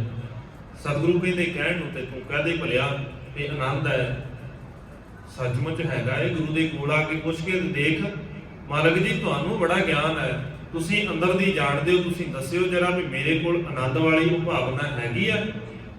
ਸਤਿਗੁਰੂ ਕਹਿੰਦੇ ਕਹਿ ਤੇ ਲਾ, ਤੂੰ ਕੱਲਾ ਥੋੜੀ ਨਾ ਕਹਿਣ ਵਾਲਾ, ਸੰਸਾਰ ਕਹੀ ਜਾਂਦਾ ਹੈ ਵੀ ਬੜਾ ਆਨੰਦ ਹੈ। ਮਾਲਕ ਕਹਿੰਦੇ ਪਰ ਇਹਦਾ ਆਨੰਦ ਨਹੀਂ ਮਿਲਦਾ। ਆਨੰਦ ਆਨੰਦ ਸਭ ਕੋ ਕਹੈ, ਆਨੰਦ ਗੁਰੂ ਤੇ ਜਾਣਿਆ, ਜਾਣਿਆ ਆਨੰਦ ਸਦਾ ਗੁਰੂ ਤੇ, ਕਿਰਪਾ ਕਰੇ ਪਿਆਰਿਆ। ਕਿੱਦਾਂ ਆਨੰਦ ਮਿਲਦਾ ਹੈ? ਜਾਣਿਆ ਤੇ ਗੁਰੂ ਤੋਂ ਜਾ ਸਕਦਾ ਹੈ, ਪਰ ਕਿਵੇਂ ਆਨੰਦ ਮਿਲੇਗਾ? ਦੁੱਖ ਹੈ ਕਿੱਥੇ? ਸਤਿਗੁਰੂ ਕਹਿੰਦੇ ਇਹ ਵੀ ਤੇ ਪਤਾ ਹੋਵੇ ਨਾ ਵੀ ਦੁੱਖ ਕਿੱਥੇ ਹੈ। ਜਿਸ ਦਿਨ ਦੁੱਖ ਪਤਾ ਲੱਗ ਗਿਆ ਤੇ ਇਲਾਜ ਸੌਖਾ ਹੋ ਜਾਏਗਾ। ਮਾਲਕ ਕਹਿੰਦੇ ਦੁੱਖ ਤੇ ਇਹ ਸੀ, ਤੇਰੇ ਅੰਦਰ ਭੈੜੀਆਂ ਆਦਤਾਂ ਬੜੀਆਂ, ਤੇਰਾ ਸੁਭਾਅ ਨਹੀਂ ਚੰਗਾ, ਤੂੰ ਮਾੜੇ ਕੰਮਾਂ ਦੇ ਵਿੱਚ ਉਲਝਿਆ ਹੋਇਆ ਹੈ, ਤੇ ਗੁਰੂ ਇਹੀ ਤੇ ਕਰਦਾ ਹੈ, ਇਹ ਵਿਕਾਰੀ ਬਿਰਤੀ ਨੂੰ ਤੇ ਖਤਮ ਕਰਦਾ ਹੈ। ਗੁਰੂ ਕਰ ਕਿਰਪਾ ਕਿਲ ਵਿਖ ਕੱਟੇ, ਗਿਆਨ ਅੰਜਨ ਸਾਰਿਆ। ਗੁਰੂ ਕਿਰਪਾ ਕਰਕੇ ਗਿਆਨ ਦਾ ਸੁਰਮਾ ਦਿੰਦਾ ਹੈ। ਜਿਸ ਦਿਨ ਸਾਨੂੰ ਸੁਰਮਾ ਪਾਉਣਾ ਆ ਗਿਆ, ਉਹਦੇ ਨਾਲ ਸਾਂਝ ਬਣਾਉਣੀ ਆ ਗਈ। ਉਹ ਸੁਰਮਾ ਜਿਸ ਦਿਨ ਸਾਡੀਆਂ ਨੇਤਰਾਂ ਦੇ ਵਿੱਚ ਪੈ ਗਿਆ, ਅੱਖਾਂ ਦੇ ਵਿੱਚ ਪੈ ਗਿਆ, ਮਤਲਬ ਕਿ ਉਸੇ ਦਿਨ ਪ੍ਰਕਾਸ਼ ਹੋ ਜਾਏਗਾ, ਅੱਖਾਂ ਸਾਫ਼ ਹੋ ਜਾਣਗੀਆਂ, ਤੈਨੂੰ ਪਤਾ ਲੱਗ ਜਾਏਗਾ ਵੀ ਦੇਖਣਾ ਕੀ ਹੈ। ਇਹੀ ਤੇ ਸਮਝ ਨਹੀਂ ਨਾ ਆਉਂਦੀ ਸਾਨੂੰ ਵੀ ਦੇਖਣਾ ਕੀ ਹੈ। ਅਸੀਂ ਇਹਨਾਂ ਅੱਖਾਂ ਦੇ ਨਾਲ ਦੇਖਿਆ ਹੋਇਆ ਸੱਚ ਮੰਨ ਬੈਠਦੇ ਹਾਂ। ਸਤਿਗੁਰੂ ਕਹਿੰਦੇ ਇਹ ਸੱਚ ਨਹੀਂ ਹੈ ਬਹੁਤੀ ਵਾਰ, ਇਹ ਭਰਮ ਹੈ ਤੇਰਾ। ਕਿਉਂਕਿ ਭਰਮ ਦੀ ਪਰਿਭਾਸ਼ਾ ਹੀ ਤੇ ਹੈ ਕਿ ਜੋ ਦਿਖ ਰਿਹਾ ਹੈ ਉਹ ਸੱਚ ਨਹੀਂ ਹੈ। ਸੱਚ ਕੁਝ ਹੋਰ ਹੈ, ਪਰ ਆਭਾਸ ਕਿਸੇ ਹੋਰ ਚੀਜ਼ ਦਾ ਹੋ ਰਿਹਾ ਹੈ। ਮਾਲਕ ਇਹੀ ਕਿਰਪਾ ਕਰਦੇ ਨੇ। ਸਤਿਗੁਰੂ ਕਹਿੰਦੇ ਕਰ ਕਿਰਪਾ ਕਿਲ ਵਿਖ ਕੱਟੇ ਗਿਆਨ ਅੰਜਨ ਸਾਰਿਆ, ਅੰਦਰੋਂ ਜਿਨ ਕਾ ਮੋਹ ਟੁੱਟਾ ਤਿਨ ਕਾ ਸ਼ਬਦ ਸੱਚਾ ਸਵਾਰਿਆ। ਇਹ ਅੰਦਰੋਂ ਮੋਹ ਤੋੜ ਦਿੰਦਾ ਹੈ ਗੁਰੂ ਸੰਸਾਰ ਦੇ ਨਾਲ। ਸੰਸਾਰ ਦੇ ਨਾਲ ਪ੍ਰੀਤ ਹੋਣੀ ਚਾਹੀਦੀ ਹੈ, ਸੰਸਾਰ ਦੇ ਨਾਲ ਪਿਆਰ ਹੋਣਾ ਚਾਹੀਦਾ ਹੈ, ਸੰਸਾਰ ਦੇ ਨਾਲ ਸਾਂਝ ਹੋਣੀ ਚਾਹੀਦੀ ਹੈ। ਇਹ ਨਹੀਂ ਹੈ ਕਿ ਸੰਸਾਰ ਦੇ ਨਾਲ ਸਾਂਝ ਨਹੀਂ ਹੋਣੀ ਚਾਹੀਦੀ। ਜੇ ਸਤਿਗੁਰੂ ਕਹਿੰਦੇ ਨੇ ਵੀ ਮੋਹ ਤੋੜਨਾ ਹੈ, ਮੋਹ ਦੇ ਵਿੱਚ ਤੇ ਪਿਆਰ ਦੇ ਵਿੱਚ ਹੀ ਤੇ ਫਰਕ ਹੈ। ਜਿੱਥੇ ਮੋਹ ਹੋਵੇਗਾ ਉੱਥੇ ਮਨੁੱਖ ਕਹਿੰਦਾ ਇਹ ਸਿਰਫ ਮੇਰਾ ਹੈ, ਇਹਨੂੰ ਮੈਂ ਛੱਡ ਨਹੀਂ ਸਕਦਾ ਭਾਵੇਂ ਜੋ ਮਰਜ਼ੀ ਹੋ ਜਾਏ। ਤੇ ਜਿੱਥੇ ਪ੍ਰੀਤ ਹੈ ਉੱਥੇ ਛੱਡਿਆ ਜਾ ਸਕਦਾ ਹੈ। ਇਹ ਛੱਡਣ ਦੀ ਨਿਸ਼ਾਨੀ ਹੈ ਨਾ। ਜਿਸ ਦਿਨ ਕਲਗੀਧਰ ਪਾਤਸ਼ਾਹ ਸਤਿਗੁਰੂ ਧੰਨ ਗੁਰੂ ਗੋਬਿੰਦ ਸਿੰਘ ਮਹਾਰਾਜ ਸੱਚੇ ਪਾਤਸ਼ਾਹ ਸਰਸਾ ਦੇ ਕੰਢੇ ਤੋਂ ਨਿਕਲ ਲੱਗਦੇ ਨੇ, ਦਰਿਆ ਪਾਰ ਕਰਨਾ ਹੈ, ਕਿੰਨਾ ਕੁਝ ਪਿੱਛੇ ਛੱਡ ਕੇ ਆਉਂਦੇ ਨੇ। ਆਨੰਦਪੁਰੀ ਨੂੰ ਛੱਡਣਾ ਸੌਖਾ ਨਹੀਂ ਸੀ। ਜੇ ਕੋਈ ਸਾਡੇ ਵਰਗਾ ਹੋਵੇ ਉਹ ਕਵੇ ਵੀ ਮੈਂ ਤਾਂ ਨਹੀਂ ਛੱਡ ਕੇ ਜਾਂਦਾ ਜੀ, ਇਹ ਪਤਾ ਨਹੀਂ ਦੋਰੇ ਮਿਲਣੀ ਕਿ ਨਹੀਂ ਮਿਲਣੀ, ਮੈਂ ਤੇ ਇੱਥੇ ਜਿੰਨਾ ਸਮਾਂ ਹੈਗਾ ਇੱਥੇ ਕੱਢਾਂਗਾ। ਮੌਤ ਆ ਜਾਏ ਕੋਈ ਗੱਲ ਨਹੀਂ, ਛੱਡਣਾ ਬੜਾ ਔਖਾ ਹੈ। ਪਰ ਉਹ ਗੁਰੂ ਸੀ, ਉਹਨੂੰ ਕੋਈ ਫਰਕ ਨਹੀਂ ਪੈਂਦਾ। ਸਤਿਗੁਰੂ ਨੇ ਉਸੇ ਵੇਲੇ ਕਹਿ ਦਿੱਤਾ ਵੀ ਠੀਕ ਹੈ, ਜੇ ਛੱਡਣ ਦੀ ਗੱਲ ਹੈ ਤੇ ਛੱਡ ਦਿੰਦੇ ਆ, ਪਿੱਛੇ ਮੁੜ ਕੇ ਵੀ ਨਹੀਂ ਦੇਖਾਂਗੇ। ਸਤਿਗੁਰੂ ਚਾਹੁੰਦੇ ਪਿੱਛੇ ਵੀ ਆ ਸਕਦੇ ਸੀ ਪਰ ਨਹੀਂ ਆਏ। ਉਹ ਛੱਡਦੇ ਨੇ। ਅੱਗੇ ਨਿਕਲਦੇ ਹੋਇਆ ਜਿੰਨਾ ਖਜ਼ਾਨਾ ਹੈ, ਜਿੰਨਾ ਕੁਝ ਹੈ, ਸਤਿਗੁਰੂ ਸਰਸਾ ਦੇ ਵਿੱਚ ਸੁੱਟ ਦਿੰਦੇ ਨੇ। ਜੇ ਕੋਈ ਸਾਡੇ ਵਰਗਾ ਹੁੰਦਾ ਲਾਲਚੀ, ਕਿੰਨੇ ਨੇ ਸਮਾਜ ਦੇ ਅੰਦਰ, ਸੰਸਾਰ ਦੇ ਅੰਦਰ ਸਾਂਭ ਕੇ ਜਾਣਾ ਸੀ ਵੀ ਹੋ ਸਕਦਾ ਮਗਰੋਂ ਆਉਂਦਿਆਂ ਫੇਰ ਕਿਤੇ ਮੌਕਾ ਬਣ ਜਾਵੇ ਤੇ ਲੱਭ ਲਵਾਂਗੇ, ਪਰ ਨਹੀਂ, ਲੋੜ ਹੀ ਨਹੀਂ ਹੈ। ਮੋਹ ਨਹੀਂ ਹੈ ਨਾ। ਜਿੱਥੇ ਮੋਹ ਹੈ ਉੱਥੇ ਪਕੜ ਹੈ, ਜਿੱਥੇ ਮੋਹ ਨਹੀਂ ਹੈਗਾ ਫਿਰ ਉੱਥੇ ਪਕੜ ਨਹੀਂ ਹੈ ਮਾਇਆ ਦੀ, ਉੱਥੇ ਸੰਸਾਰ ਦੇ ਪਦਾਰਥਾਂ ਦੀ ਪਕੜ ਨਹੀਂ ਬਣਦੀ। ਜਿੱਥੇ ਮੋਹ ਹੈ ਨਾ ਉੱਥੇ ਹੀ ਇਹ ਸਾਰਾ ਕੁਝ ਹੈ। ਮਤਲਬ ਕਹਿੰਦੇ ਮੋਹ ਹੀ ਤੇ ਤੋੜਨਾ ਹੈ ਅੰਦਰੋਂ। ਤੇ ਉੱਥੋਂ ਨਿਕਲਦਿਆਂ ਹੋਇਆ ਜਿਸ ਦਿਨ ਚਮਕੌਰ ਦੀ ਗੜੀ ਦੇ ਵਿੱਚੋਂ ਸਤਿਗੁਰੂ ਨਿਕਲਦੇ ਨੇ, ਉੱਥੇ ਪੁੱਤਰ ਨੇ ਮੈਦਾਨੇ ਜੰਗ ਦੇ ਅੰਦਰ। ਪੁੱਤਰਾਂ ਨੂੰ ਦੇਖ ਕੇ ਵੀ ਸਤਿਗੁਰੂ ਕਹਿੰਦੇ ਨੇ ਵੀ ਭਾਈ ਦਇਆ ਸਿੰਘ, ਜੇ ਤੂੰ ਬਸਤਰ ਪਾਉਣ ਦੀ, ਸਰੀਰ ਤਨ ਢੱਕਣ ਦੀ ਗੱਲ ਕਰਦਾ ਹੈ ਨਾ, ਵੀ ਕਿਹਦੇ ਕਿਹਦੇ ਢੱਕੇਗਾ। ਤੈਨੂੰ ਲੱਗਦਾ ਹੋਵੇਗਾ ਵੀ ਤੂੰ ਮੇਰੇ ਪੁੱਤਰਾਂ ਨੂੰ ਢੱਕ ਰਿਹਾ ਹੈ, ਪਰ ਤੈਨੂੰ ਅੱਜ ਤੱਕ ਇਹੀ ਨਹੀਂ ਪਤਾ ਲੱਗਾ ਕਿ ਮੇਰੇ ਪੁੱਤਰ ਕਿਹੜੇ ਨੇ। ਤੈਨੂੰ ਲੱਗਦਾ ਵੀ ਮੇਰੇ ਆ 4 ਹੀ ਪੁੱਤਰ ਨੇ, ਮੇਰੇ ਵਾਸਤੇ ਤੇ ਸਾਰੇ ਇੱਕੋ ਜਿਹੇ ਨੇ, ਕਿਉਂਕਿ ਉੱਥੇ ਮੋਹ ਨਹੀਂ ਹੈ। ਸਾਡੇ ਅੰਦਰ ਮੋਹ ਹੈ। ਅਸੀਂ ਇਹੀ ਕਰਦੇ ਹਾਂ, ਸੰਸਾਰ ਦੇ ਸਾਰੇ ਦੁੱਖ ਚੱਲ ਲੈਂਦੇ ਆਪਣਿਆਂ ਦੇ ਲਈ ਤੇ ਦੂਜਿਆਂ ਨੂੰ ਦੁੱਖ ਦੇ ਸਕਦੇ ਆ ਆਪਣਿਆਂ ਦੇ ਕਰਕੇ। ਇਹੀ ਤੇ ਕਰਦੇ ਆ ਨਾ ਅਸੀਂ, ਆਪਣਿਆਂ ਦੇ ਕਰਕੇ ਅਸੀਂ ਸੰਸਾਰ ਬਰਬਾਦ ਤਾਂ ਕਰ ਸਕਦੇ ਹਾਂ। ਇੰਨੀ ਤਾਕਤ ਲਾ ਦਿੰਦੇ ਆ ਵੀ ਸਾਰਾ ਕੁਝ ਖਤਮ ਹੋ ਜਾਵੇ, ਬਸ ਮੇਰੇ ਆਪਣੇ ਬਚ ਜਾਣ। ਤੇ ਸਤਿਗੁਰੂ ਕੀ ਕਰਦੇ ਨੇ? ਸਤਿਗੁਰੂ ਕਹਿੰਦੇ ਸੰਸਾਰ ਬਚ ਜਾਵੇ, ਮੈਂ ਬਚਾਂ, ਮੇਰੇ ਬਚਣ ਜਾਂ ਨਾ ਬਚਣੇ ਦੇ ਨਾਲ ਕੋਈ ਬਹੁਤਾ ਫਰਕ ਨਹੀਂ ਪੈਂਦਾ। ਇਹ ਹੈ ਮੋਹ ਦੀ ਪਰਿਭਾਸ਼ਾ। ਸਤਿਗੁਰੂ ਕਹਿੰਦੇ ਮੋਹ ਤੋੜਨਾ ਪਏਗਾ। ਜਿਸ ਦਿਨ ਮੋਹ ਤੋੜ ਲਵੇਗਾ ਫਿਰ ਪ੍ਰਗਟ ਹੋਏਗਾ ਸੰਸਾਰ ਦੇ ਅੰਦਰ। ਇੱਕ ਬਿਰਖ ਤੋਂ ਹਜ਼ਾਰਾਂ ਫੁੱਲ ਪੈਦਾ ਹੁੰਦੇ ਨੇ, ਉਹਦੇ ਫੁੱਲ ਤੋਂ ਪੈਦਾ ਹੋਏ ਫਲ ਇੱਕ ਤੋਂ ਇੱਕ ਜ਼ਿਆਦਾ ਨੇ। ਗਿਣਤੀ ਨਹੀਂ ਹੈ ਕਿ ਕਿੰਨੇ ਕੁ ਦਾਣੇ ਉਹ ਪੈਦਾ ਹੋ ਗਏ ਅੱਗੇ, ਔਰ ਸਾਰਿਆਂ ਦੇ ਵਿੱਚ ਇੱਕ ਤੋਂ ਇੱਕ ਜ਼ਿਆਦਾ ਰਸ ਹੈ ਜਿਹੜਾ ਗੁਰੂ ਦੇ ਨਾਲ ਜੁੜ ਕੇ ਅੱਗੇ ਵੱਧ ਰਿਹਾ ਹੈ ਨਾ। ਜਿਹਦੇ ਹਿਰਦੇ ਦੇ ਅੰਦਰ ਨਾਮ ਦਾ ਬੀਜ ਬੀਜਿਆ ਗਿਆ, ਫਿਰ ਸਾਰੇ ਤੇ ਇੱਕ ਤੋਂ ਇੱਕ ਚੜ੍ਹਦੇ ਨੇ। ਮਤਲਬ ਕਹਿੰਦੇ ਇੱਕ ਤੋਂ ਇੱਕ ਚੜ੍ਹਦੀਆਂ, ਸਾਰੇ ਤੇ ਇੱਕ ਤੋਂ ਇੱਕ ਚੜ੍ਹਦੇ ਨੇ ਨਾ, ਘੱਟ ਤੇ ਕੋਈ ਵੀ ਨਹੀਂ ਹੈ। ਜਿਹਦਾ ਜੀਵਨ ਪੜ੍ਹ ਕੇ ਦੇਖੋਗੇ ਤੁਸੀਂ, ਕਿਹਦਾ ਜੀਵਨ ਦੇਖਣਾ ਜਿਹੜਾ ਗੁਰੂ ਦੇ ਨਾਲ ਜੁੜਿਆ ਹੈ। ਤੁਸੀਂ ਕਿਸੇ ਇੱਕ ਦਾ ਜੀਵਨ ਪੜ੍ਹ ਕੇ ਦੇਖੋਗੇ, ਤੁਸੀਂ ਹੈਰਾਨ ਹੋ ਜਾਓਗੇ ਵੀ ਸੱਚਮੁੱਚ ਇੰਨਾ ਗੁਰੂ ਦੇ ਨਾਲ ਜੁੜਿਆ ਹੋਇਆ। ਤੇ ਦੂਜੇ ਦਾ ਪੜ੍ਹ ਕੇ ਦੇਖ ਲਓ, ਫਿਰ ਕਹੋਗੇ ਵੀ ਇਹ ਤੇ ਉਸ ਤੋਂ ਵੀ ਜ਼ਿਆਦਾ ਜੁੜਿਆ ਸੀ, ਇਹ ਤੇ ਉਸ ਤੋਂ ਵੀ ਜ਼ਿਆਦਾ ਮਹਾਨ ਸੀ। ਤੀਜੇ ਦਾ ਪੜ੍ਹ ਕੇ ਦੇਖੋਗੇ, ਫਿਰ ਸੋਚੋਗੇ ਵੀ ਇੰਨਾ ਕੁਝ ਕਰ ਸਕਦਾ ਹੈ ਕੋਈ ਗੁਰੂ ਦੇ ਲਈ। ਕੋਈ ਆਪਣੇ ਆਪ ਨੂੰ ਵਾਰ ਰਿਹਾ ਹੈ, ਕੋਈ ਪਰਿਵਾਰ ਨੂੰ ਵਾਰ ਰਿਹਾ ਹੈ, ਕੋਈ ਆਪਣੇ ਖਾਨਦਾਨ ਪੀੜ੍ਹੀਆਂ ਨੂੰ ਵਾਰ ਰਿਹਾ ਹੈ। ਸਾਰਾ ਕੁਝ ਹੀ ਵਾਰੀ ਜਾਂਦੇ ਨੇ। ਕੋਈ ਇੰਨਾ ਮਹਾਨ ਹੈ ਵੀ ਆਪਣਾ ਪਰਿਵਾਰ ਛੱਡ ਰਿਹਾ ਹੈ, ਸੰਸਾਰ ਦੀਆਂ ਗੱਲਾਂ ਨੂੰ ਛੱਡ ਕੇ ਸਤਿਗੁਰੂ ਗੁਰੂ ਨਾਨਕ ਸਾਹਿਬ ਮਹਾਰਾਜ ਸੱਚੇ ਪਾਤਸ਼ਾਹ ਨਾਲ ਤੁਰ ਪੈਂਦਾ ਹੈ। ਵੀ ਪਰਵਾਹ ਨਹੀਂ। ਹੁਣ ਪਰਿਵਾਰ ਦੀ ਗੱਲ ਕਰਦੇ ਹੋ ਤੇ ਤੁਸੀਂ ਜਾਣੋ ਮੈਂ ਤੁਹਾਡੇ ਨਾਲ ਤੁਰਦਾ। ਭਾਈ ਮਰਦਾਨਾ ਉਸੇ ਵੇਲੇ ਨਾਲ ਤੁਰ ਪੈਂਦਾ। ਪੜ੍ਹਦੇ ਆ ਜਦੋਂ ਹੈਰਾਨ ਹੋ ਜਾਈਦਾ ਵੀ ਇੰਨਾ ਲੰਮੇਰਾ ਸਮਾਂ ਸਾਰਾ ਕੁਝ ਛੱਡ ਕੇ ਗੁਰੂ ਦੇ ਨਾਲ ਤੁਰਿਆ ਫਿਰਦਾ। ਇੱਕ ਵਾਰ ਗਿਆ ਹੋਵੇ ਨਾ, ਇੰਨੇ ਦੁੱਖ ਝੱਲ ਲਵੇ ਵੀ ਮੈਂ ਜੀ ਪਹਿਲੀ ਉਦਾਸੀ ਤੇ ਗਿਆ ਸੀ ਤੁਹਾਡੇ ਨਾਲ, ਤੁਸੀਂ ਤੇ ਬਹੁਤ ਤੰਗ ਕਰਦੇ ਹੋ। ਕਦੇ ਕਿਸੇ ਮਾੜੇ ਬੰਦੇ ਦੇ ਕੋਲ ਬੈਠ ਜਾਂਦੇ ਹੋ, ਪਤਾ ਨਹੀਂ ਉਹਨੇ ਕੀ ਕਰਨਾ ਸੀ। ਦੂਜੇ ਦੇ ਕੋਲ ਗਏ, ਉਹ ਪਤਾ ਨਹੀਂ ਉਹਨੇ ਕੀ ਕਰ ਦੇਣਾ ਸੀ।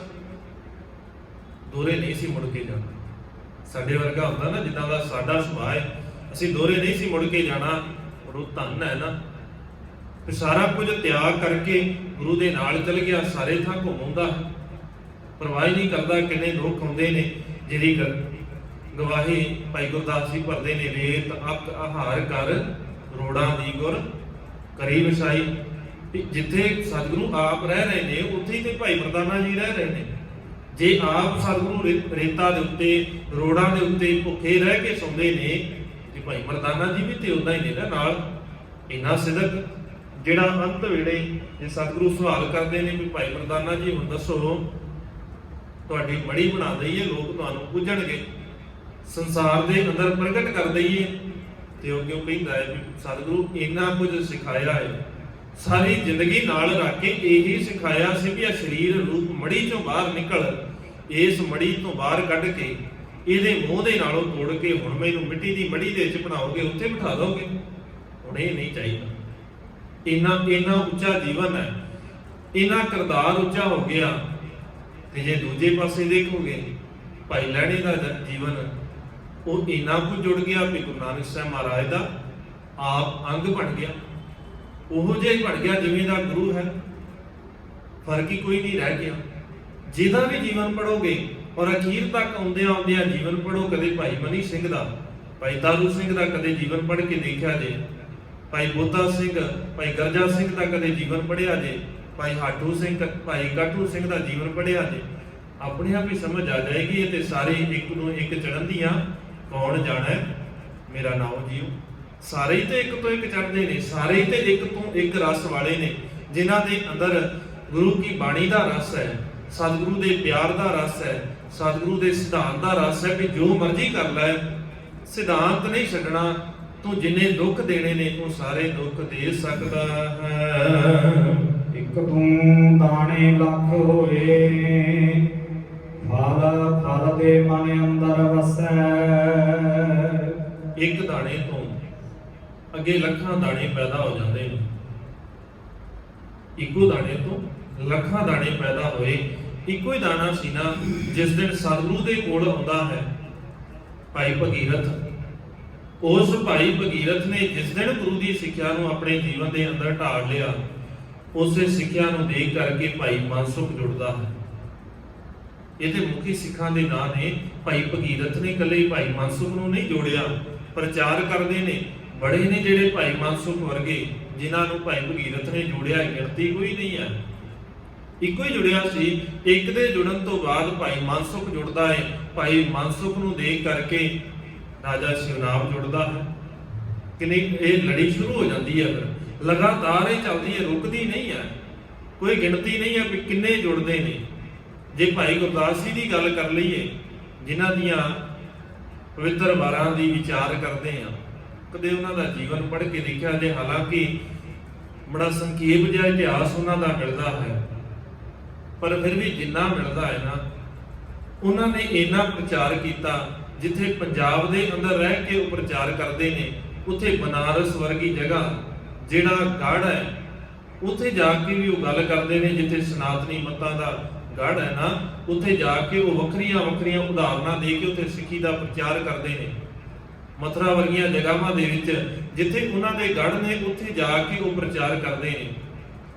ਕਦੇ ਇਤਿਹਾਸ ਪੜ੍ਹ ਕੇ ਦੇਖਿਆ ਜੇ ਉਹਨਾਂ ਦਾ, ਉਸ ਵਕਤ ਦੀ ਸਾਰਿਆਂ ਤੋਂ ਵੱਡੀ ਜਿਹੜੀ ਯੂਨੀਵਰਸਿਟੀ ਹੈ ਪਟਿਆਲੇ ਦੇ ਵਿੱਚ, ਉਹ ਪਟਨੇ ਦੇ ਵਿੱਚ, ਉੱਥੇ ਉਹ ਪੜ੍ਹਦੇ ਨੇ।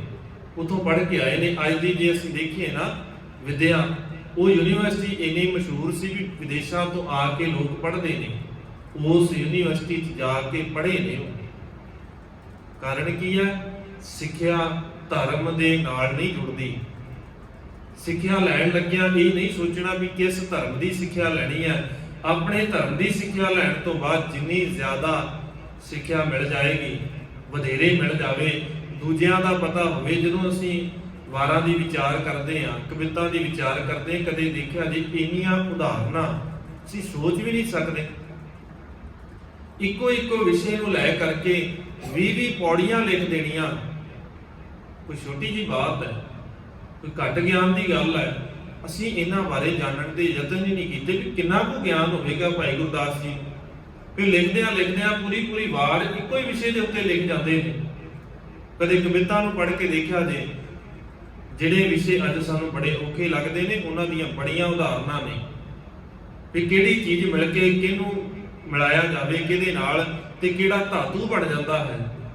ਕਿਸੇ ਆਮ ਬੰਦੇ ਦੀ ਕੋਈ ਮਾੜੀ ਮੋਟੀ ਸਿੱਖਿਆ ਦੀ ਗੱਲ ਹੈ, ਬੜਾ ਗੂੜਾ ਗਿਆਨ ਸੀ, ਪਰ ਵੱਖਰੀ ਗੱਲ ਹੈ ਵੀ ਅਸੀਂ ਬਹੁਤਾ ਜਾਣਨ ਦਾ ਯਤਨ ਨਹੀਂ ਕੀਤਾ ਕਿਉਂਕਿ ਸਾਨੂੰ ਫੁਰਸਤ ਹੀ ਨਹੀਂ ਸੀ।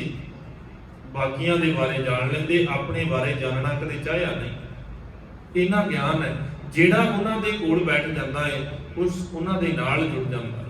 ਲੰਮੇਰਾ ਸਮਾਂ ਰਹਿ ਕੇ ਉਹਨਾਂ ਨੇ ਉਹ ਕਾਸ਼ੀ, ਮਥੁਰਾ, ਉਸ ਇਲਾਕੇ ਦੇ ਵਿੱਚ ਇੰਨਾ ਕੁ ਪ੍ਰਚਾਰ ਕੀਤਾ। ਬੜੇ ਗੁਰੂ ਕੇ ਪਿਆਰੇ ਉੱਥੋਂ ਜੁੜੇ ਨੇ ਉਹਨਾਂ ਦੇ ਨਾਲ। ਇਹੀ ਤੇ ਗੱਲ ਹੈ ਨਾ, ਇੱਕ ਤੋਂ ਇੱਕ ਜੁੜਦੇ ਨੇ। ਇਹ ਲੜੀ ਸ਼ੁਰੂ ਹੁੰਦੀ ਹੈ, ਜਿਵੇਂ ਇੱਕ ਬੀਜ ਤੋਂ ਦਰਖਤ ਪੈਦਾ ਹੋਇਆ, ਦਰਖਤ ਤੋਂ ਫਲ ਲੱਗਾ ਤੇ ਉਹਨਾਂ ਫਲਾਂ ਦੇ ਵਿੱਚ ਕਿੰਨੇ ਦਾਣੇ ਨੇ।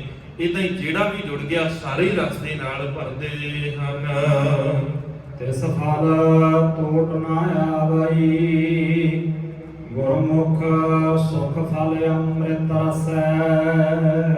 ਇਸੇ ਪ੍ਰਕਾਰ ਦੇ ਨਾਲ ਭਾਈ ਗੁਰਦਾਸ ਜੀ ਕਹਿੰਦੇ ਜਿੱਦਾਂ ਉਸ ਫਲ ਦੀ ਟੋਟ ਨਹੀਂ ਨਾ ਆਉਂਦੀ, ਉਹ ਫਲ ਨਹੀਂ ਮੁੱਕਦਾ, ਉਹਦੇ ਅੰਦਰ ਦਾ ਰਸ ਨਹੀਂ ਮੁੱਕਦਾ, ਇਦਾਂ ਹੀ ਗੁਰੂ ਕੇ ਪਿਆਰਿਆਂ ਦੇ ਅੰਦਰੋਂ ਉਹ ਅੰਮ੍ਰਿਤ ਰੂਪ ਰਸ ਨਹੀਂ ਖਤਮ ਹੁੰਦਾ।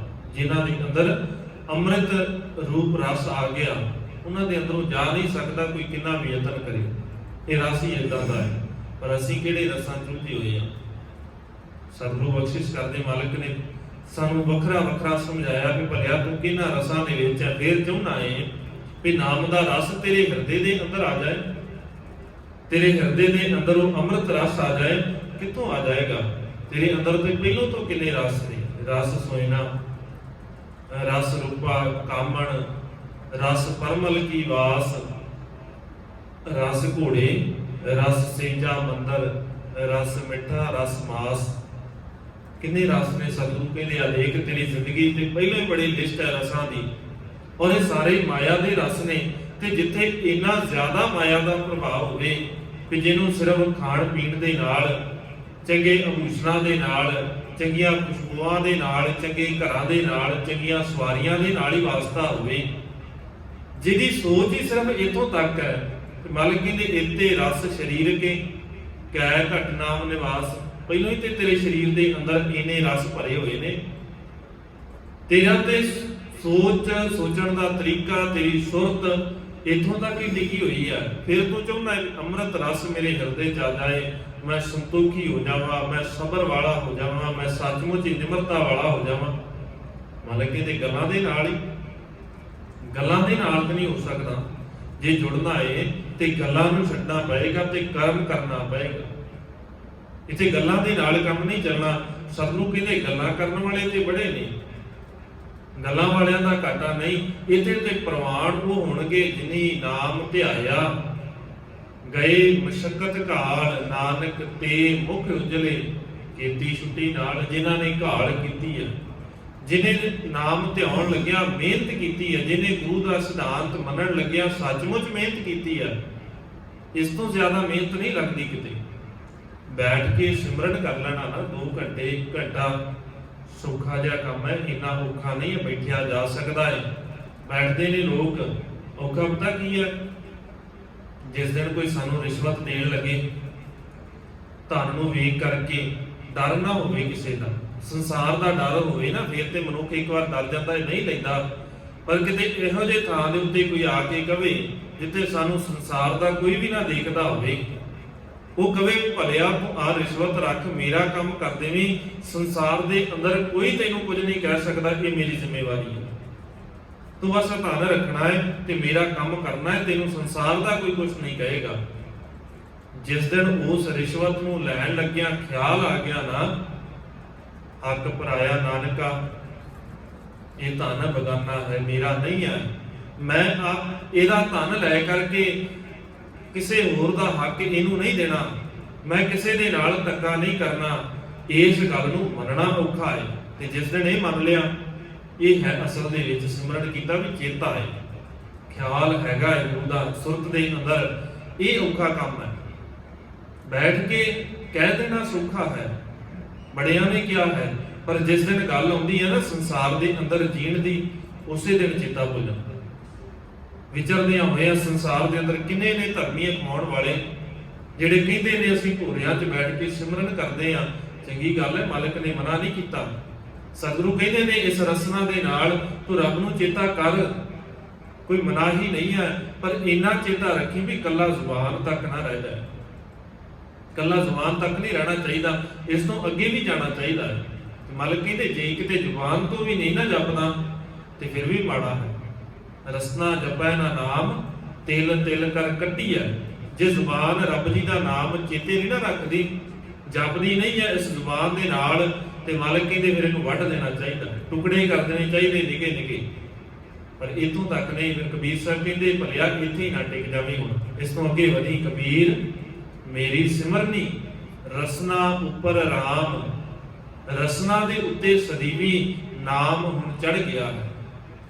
ਹੁਣ ਮੈਂ ਜਦੋਂ ਬੋਲਦਾ ਨਾ, ਫਿਰ ਮੈਨੂੰ ਰੱਬ ਜੀ ਦਾ ਚੇਤਾ ਆ ਜਾਂਦਾ, ਹੁਣ ਮੈਨੂੰ ਖਿਆਲ ਨਹੀਂ ਭੁੱਲਦਾ, ਮੈਂ ਬੋਲਣ ਲੱਗਾ ਚੇਤਾ ਰੱਖਦਾ ਵੀ ਰੱਬ ਦੀ ਗੱਲ ਬੋਲਣੀ ਹੈ, ਸਾਹਮਣੇ ਜਿਹਦੇ ਨਾਲ ਗੱਲ ਕਰ ਰਿਹਾ ਰੱਬ ਹੈ, ਇਹਦੇ ਵਿੱਚ ਮਾੜਾ ਨਹੀਂ ਬੋਲਣਾ। ਮਤਲਬ ਕਹਿੰਦੇ ਇਹ ਔਖਾ ਹੈ, ਸਿਧਾਂਤ ਨੂੰ ਚੇਤਾ ਰੱਖਣਾ ਔਖਾ ਹੈ। ਕਿਸੇ ਦੇ ਨਾਲ ਜ਼ੁਲਮ ਕਰਨ ਲੱਗਿਆ, ਧੱਕਾ ਕਰਨ ਲੱਗਿਆ, ਜੇ ਤੈਨੂੰ ਚੇਤਾ ਆ ਜਾਵੇ ਨਾ, ਗਰੀਬਾਂ ਉੱਪਰ ਜੇ ਖਿੰਜਾ ਦਾੜੀ, ਆਰ ਬ੍ਰਹਮ ਅਗਨ ਮੈਂ ਸਾੜੀ, ਫੇਰ ਤੇਰਾ ਸਿਮਰਨ ਕੀਤਾ ਸਫਲ ਹੋ ਜਾਏਗਾ।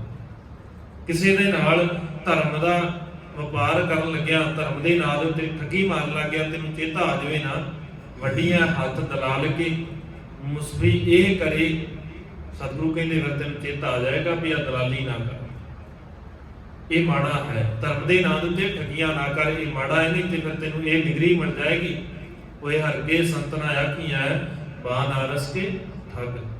ਇਹ ਗੱਲਾਂ ਨੂੰ ਚੇਤਾ ਰੱਖਣਾ ਉਸ ਵਕਤ ਇਦਾਂ ਯਾਦ ਹੋ ਜਾਣਾ ਸੌਖਾ ਹੈ, ਪਰ ਜਦੋਂ ਲੋੜ ਪਵੇ, ਜਦੋਂ ਕੋਈ ਇਦਾਂ ਦਾ ਮਾੜਾ ਕੰਮ ਕਰਨ ਲੱਗੀਏ, ਉਦੋਂ ਚੇਤਾ ਆ ਜਾਵੇ, ਇਹ ਅਸਲ ਦੇ ਵਿੱਚ ਸਿਮਰਨ, ਇਹ ਔਖਾ ਹੈ। ਮਾਲਕ ਕਿਸੇ ਨੂੰ ਕਹਿੰਦੇ ਨੇ ਆਖਣ ਔਖਾ ਸਾਚਾ ਨਾਮ, ਇਹ ਔਖਾ ਹੈ। ਜ਼ੁਬਾਨ ਦੇ ਉੱਤੇ ਸੁਰਤ ਦੇ ਵਿੱਚ ਚੇਤੇ 'ਚ ਰੱਖਣਾ, ਸਦੀਵੀ ਵਸਾ ਕੇ ਰੱਖਣਾ, ਇਹ ਔਖਾ ਹੈ। ਤੇ ਮਾਲਕ ਕਹਿੰਦੇ ਉਦਾਂ ਸੌਖਾ ਹੈ, ਉਦਾਂ ਤੇ ਜਿੰਨਾ ਮਰਜ਼ੀ ਕਰ ਲੈ, ਉਦਾਂ ਤੇ ਕਹਿ ਸਕਦਾ ਹੈ ਵੀ ਤੂੰ ਸੱਚਮੁੱਚ ਜੁੜ ਗਿਆ ਜੀ, ਮੈਂ ਧਰਮੀ ਬਣ ਗਿਆ। ਮਾਲਕ ਦੇ ਸਿਧਾਂਤ ਨੂੰ ਚੇਤਾ ਰੱਖੀ, ਜੇ ਕੱਲਾ ਜ਼ੁਬਾਨ ਤੋਂ ਹੀ ਕਹਿੰਦਾ ਰਿਹਾ ਨਾ, ਤੇ ਅਵਰੈ ਕੋ ਉਪਦੇਸ਼ ਤੇ ਮੁਖ ਮੈਂ ਪੜਿਆ ਰੇਤ, ਰਾਸ ਬਿਰਾਨੀ ਰੱਖਦੇ ਆਇਆ ਘਰ ਕਾ ਖੇਤ। ਕਹਿਣਾ ਤੇ ਹੈ ਵੀ ਇੱਕ ਦੇ ਨਾਲ ਜੁੜ, ਆਪ ਦੂਜਿਆਂ ਦੇ ਕੋਲ ਵੀ ਤੁਰਿਆ ਫਿਰਦਾ, ਆਪ ਦੂਜਿਆਂ ਦੇ ਕੋਲ ਮੰਗਦਾ ਫਿਰਦਾ ਹੈ, ਦੂਜਿਆਂ ਦਾ ਆਸਰਾ ਤੱਕਦਿਆਂ ਹੋਇਆ ਦੂਜਿਆਂ ਦੇ ਕਬਜ਼ੇ ਕਰਨ ਦੇ ਲਈ ਆਪਣੀ ਵੀ ਗਵਾ ਬੈਠਦਾ, ਆਪਣੇ ਅੰਦਰ ਨੂੰ, ਆਪਣੇ ਗੁਣਾਂ ਨੂੰ ਗਵਾ ਬੈਠਦਾ ਹੈ ਜਦੋਂ ਗੁਰੂ ਨੂੰ ਭੁੱਲਦਾ ਹੈ। ਇਹੀ ਤੇ ਤਰੀਕਾ ਹੈ, ਗੁਰੂ ਨੂੰ ਚੇਤਾ ਰੱਖਣਾ ਹੈ ਤੇ ਗੁਣਾਂ ਦੀ ਸੰਭਾਲ ਕਰਨੀ ਹੈ। ਅਸੀਂ ਇੱਕੋ ਹੀ ਕੰਮ ਕਰਦੇ ਬਹੁਤੀ ਵਾਰ, ਜਾਂ ਤੇ ਅਸੀਂ ਚਾਹੁੰਦੇ ਆ ਵੀ ਅਸੀਂ ਇੰਨੇ ਕੁ ਗੁਣਵਾਨ ਹੋ ਜਾਈਏ ਵੀ ਸਾਡੇ ਵਰਗਾ ਕੋਈ ਸੰਸਾਰ ਦੇ ਅੰਦਰ ਹੋਵੇ ਨਾ, ਗੁਣ ਬੜੇ ਇਕੱਠੇ ਕਰ ਲੈਂਦੇ ਆ, ਪਰ ਉਹਦੇ ਨਾਲ ਨਾਲ ਕੀ ਹੁੰਦਾ ਹੈ, ਗੁਰੂ ਨੂੰ ਭੁਲਾ ਦਿੱਤਾ। ਗੁਰੂ ਨੂੰ ਭੁਲਾਇਆ, ਉਹ ਗੁਣ ਜਿੱਥੇ ਸੰਸਾਰ ਦੇ ਭਲੇ ਦੇ ਲਈ ਵਰਤੇ ਜਾਣੇ ਸੀ, ਅੱਜ ਉਹ ਦੂਜਿਆਂ ਦੇ ਮਾੜੇ ਦੇ ਲਈ ਵਰਤੇ ਜਾਂਦੇ। ਹੈ ਤੇ ਗੁਣ ਤੇ ਚੰਗਾ ਸੀ ਨਾ, ਮਸਲਾ ਹੈ ਵੀ ਗੁਣ ਕਿਹੜਾ ਹੈ ਤੇ ਉਹਨੂੰ ਵਰਤਿਆ ਕਿਵੇਂ ਜਾਂਦਾ ਹੈ।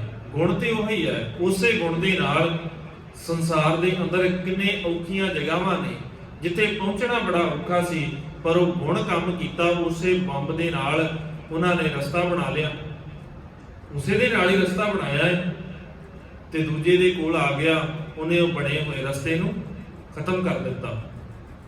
ਹੈ ਤੇ ਉਹੀ ਸੀ ਨਾ, ਗੁਣ ਦੋਨਾਂ ਦੇ ਕੋਲ ਹੈਗਾ ਹੈ, ਪਰ ਇੱਕ ਦੇ ਕੋਲ ਸਦਗੁਣ ਹੈ, ਇੱਕ ਦੇ ਕੋਲ ਅਵਗੁਣ ਹੈ। ਗੁਣ ਦਾ ਮਸਲਾ ਨਹੀਂ ਹੈ, ਤੁਸੀਂ ਵਰਤਦੇ ਕਿਵੇਂ ਉਸ ਗੁਣ ਨੂੰ, ਇਹ ਮਸਲਾ ਹੈ। ਇੱਕ ਦੇ ਕੋਲ ਧਰਮ ਦਾ ਗਿਆਨ ਹੈ, ਉਹ ਸਿੱਧੇ ਰਾਹ ਦੇ ਉੱਤੇ ਪਾਉਣਾ ਚਾਹੁੰਦਾ ਹੈ।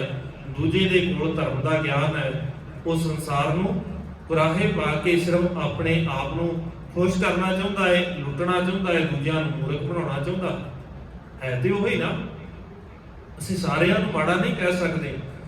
ਇੱਕ ਪਾਸੇ ਭਗਤ ਰਾਮਾਨੰਦ ਨੇ, ਉਹ ਵੀ ਉਸੇ ਜਾਤ ਤੋਂ ਨੇ, ਬ੍ਰਾਹਮਣ ਜਾਤ ਤੋਂ, ਜੇ ਸੰਸਾਰ ਦੀ ਨਜ਼ਰ ਦੇ ਨਾਲ ਦੇਖਿਆ ਜਾਵੇ, ਤੇ ਦੂਜੇ ਪਾਸੇ ਉਹ ਨੇ ਬ੍ਰਾਹਮਣ ਜਿਨ੍ਹਾਂ ਦੇ ਵਾਸਤੇ ਸਤਿਗੁਰੂ ਕਹਿੰਦੇ ਨੇ ਸੁਣ ਪੰਡਤ ਕਰਮਾਕਾਰੀ। ਹੈ ਤੇ ਉਹੀ ਨੇ।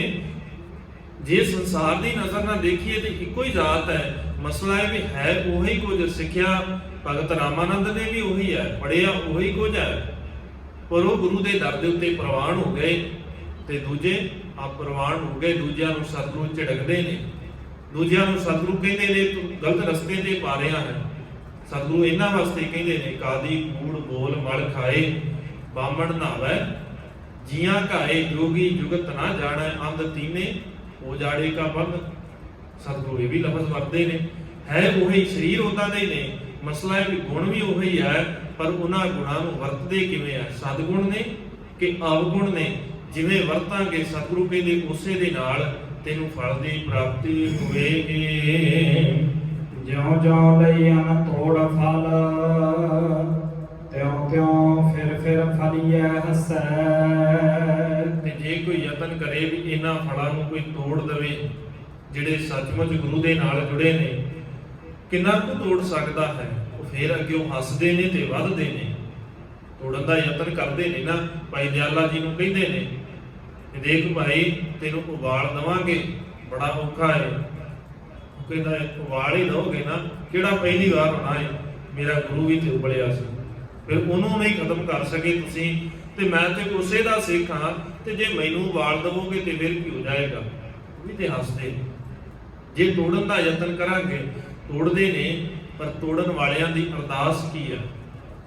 ਜਿਸ ਦਿਨ ਵੀਰ ਮਨੂ ਸਾਰਾ ਜ਼ੋਰ ਲਾਉਂਦਾ ਹੈ ਖਤਮ ਕਰਨ ਵਾਸਤੇ, ਸ਼ਾਮ ਨੂੰ ਅਰਦਾਸ ਫੇਰ ਉਹੀ ਹੁੰਦੀ ਆ ਉਹਨਾਂ ਦੀ, ਸਤਿਗੁਰੂ ਤੇਰੇ ਭਾਣੇ ਦੇ ਅੰਦਰ 4 ਪਹਿਰ ਦਿਵਸ ਸੁੱਖਾਂ ਨਾਲ ਬਤੀਤ ਹੋਇਆ, ਰਹਿਣ ਆਈ ਆਪਣੇ ਭਾਣੇ ਦੇ ਅੰਦਰ ਬਤੀਤ ਕਰਵਾ ਲੈਣੀ। ਪਤਾ ਕੌਣ ਕਹਿ ਰਿਹਾ ਸੁੱਖਾਂ ਦੇ ਅੰਦਰ ਬਤੀਤ ਹੋਇਆ? ਜਿਹਦੇ ਪੁੱਤ ਦੇ ਟੋਟੇ ਕਰਕੇ ਉਹਦੇ ਗਲ ਦੇ ਵਿੱਚ ਪਾ ਦਿੱਤੇ, ਜਿਹਨੂੰ ਸਾਰਾ ਦਿਨ ਦੇ ਵਿੱਚ ਰੋਟੀ ਨਸੀਬ ਨਹੀਂ ਹੁੰਦੀ, ਜਿਹਨੂੰ ਸਾਰਾ ਦਿਨ ਪਾਣੀ ਪੀਣ ਵਾਸਤੇ ਮਿਲਦਾ ਹੈ ਉਹਦੇ ਵਿੱਚ ਵੀ ਲੂਣ ਪਾਇਆ ਹੈ, ਉਹ ਕਹਿ ਰਿਹਾ ਹੈ ਕਿ ਸੁੱਖਾਂ ਨਾਲ ਬਤੀਤ ਹੋਇਆ। ਕਿਉਂਕਿ ਸੁੱਖ ਸੰਸਾਰ ਵਾਲਾ ਨਹੀਂ ਹੈ। ਸੁੱਖ ਇਹ ਸੀ ਵੀ ਅਜੇ ਤੱਕ ਡੋਲੇ ਨਹੀਂ ਆ। ਸੁੱਖ ਇਹ ਸੀ ਵੀ ਸਾਡੇ ਚੋਂ ਕਿੰਨੇ ਇਸ ਸੰਸਾਰ ਨੂੰ ਛੱਡ ਕੇ ਚਲੇ ਗਏ, ਪਰ ਡੋਲ ਕੇ ਕੋਈ ਨਹੀਂ ਗਿਆ। ਅੱਜ ਦਾ ਦਿਨ ਵੀ ਇਸੇ ਸੁੱਖ 'ਚ ਨਿਕਲ ਗਿਆ ਵੀ ਸਤਿਗੁਰੂ ਤੈਨੂੰ ਕਿਸੇ ਨੇ ਛੱਡਿਆ ਨਹੀਂ, ਤੂੰ ਸਾਡੀ ਲਾਜ ਰੱਖੀ ਹੈ, ਸਾਨੂੰ ਡੋਲਣ ਨਹੀਂ ਦਿੱਤਾ। ਬਸ ਇਹੀ ਤੇ ਸਾਰਿਆਂ ਤੋਂ ਵੱਡਾ ਸੁੱਖ ਹੈ। ਇਸੇ ਦੇ ਕਰਕੇ ਅਸੀਂ ਖੁਸ਼ ਰਹਿੰਦੇ ਹਾਂ। ਨਿਵ ਚੱਲਣਾ ਗੁਰ ਮਾਰਗ ਦੱਸੈ। ਔਰ ਇਹ ਸਾਰਿਆਂ ਤੋਂ ਜ਼ਰੂਰੀ ਗੁਣ ਹੈ। ਜੇ ਗੁਰੂ ਦੇ ਮਾਰਗ ਦੇ ਉੱਤੇ ਤੁਰਨਾ ਹੈ, ਗੁਰੂ ਦੇ ਕੋਲੋਂ ਮਾਰਗ ਪੁੱਛਣਾ ਹੈ, ਤੇ ਸਤਿਗੁਰੂ ਕਹਿੰਦੇ ਨੇ ਫਿਰ ਇੱਕੋ ਹੀ ਤਰੀਕਾ ਹੈ, ਨੀਵਾਂ ਹੋ ਕੇ ਚੱਲ। ਜਿਸ ਦਿਨ ਨੀਵਾਂ ਹੋ ਕੇ ਚੱਲੇਗਾ, ਆਪਣੇ ਅੰਦਰ ਨਿਮਰਤਾ ਨੂੰ ਲੈ ਕੇ ਆ ਜਾਏਗਾ, ਤੇ ਫਿਰ ਤੈਨੂੰ ਉਹ ਮਾਰਗ ਪਤਾ ਲੱਗ ਜਾਏਗਾ। ਭਾਈ ਗੁਰਦਾਸ ਜੀ ਕਹਿੰਦੇ ਨੇ ਨੀਵਾਂ ਹੋ ਨਿਵ ਚੱਲਣ ਗੁਰ ਮਾਰਗ ਦੱਸੇ। ਗੁਰੂ ਮਾਰਗ ਦੱਸਦਾ ਹੈ ਉਹਨਾਂ ਨੂੰ ਜਿਹੜੇ ਨੀਵੇਂ ਹੋ ਕੇ ਨਿਮਰਤਾ ਦੇ ਅੰਦਰ ਚੰਗੇ ਗੁਣ ਲੈ ਕਰਕੇ ਜਿਉਂਦੇ ਨੇ, ਜਿਹੜੇ ਉੱਚੇ ਹੋਣ ਦਾ ਹੰਕਾਰ ਕਰਨ, ਭਾਵੇਂ ਉਹ ਕਿੰਨੇ ਧਰਮੀ ਅਖਵਾ ਲੈਣ, ਸਤਿਗੁਰੂ ਕਹਿੰਦੇ ਉਹ ਪ੍ਰਵਾਨ ਨਹੀਂ ਹੋ ਸਕਦੇ ਜੇ ਨਿਮਰਤਾ ਨਹੀਂ ਹੈ। ਨਿਮਰਤਾ ਇੱਕ ਬੜਾ ਲੋੜੀਂਦਾ ਗੁਣ ਹੈ। ਸਤਿਗੁਰੂ ਰਹਿਮਤ ਕਰ ਦੇਣ, ਸਾਡੇ ਹਿਰਦਿਆਂ ਦੇ ਅੰਦਰ ਇਸ ਗੁਣ ਦੀ ਬਖਸ਼ਿਸ਼ ਕਰ ਦੇਣ, ਇਸ ਗੁਣ ਦੇ ਨਾਲ ਸਾਨੂੰ ਨਿਵਾਸ ਦੇਣ। ਵਿਚਾਰਾਂ ਕਰਦਿਆਂ ਹੋਈਆਂ ਬੇਅੰਤ ਭੁੱਲਾਂ ਦੀ ਖਿਮਾ। ਬੁਲਾਓ ਜੀ ਫਤਿਹ, ਆਖੋ ਜੀ ਵਾਹਿਗੁਰੂ ਜੀ ਕਾ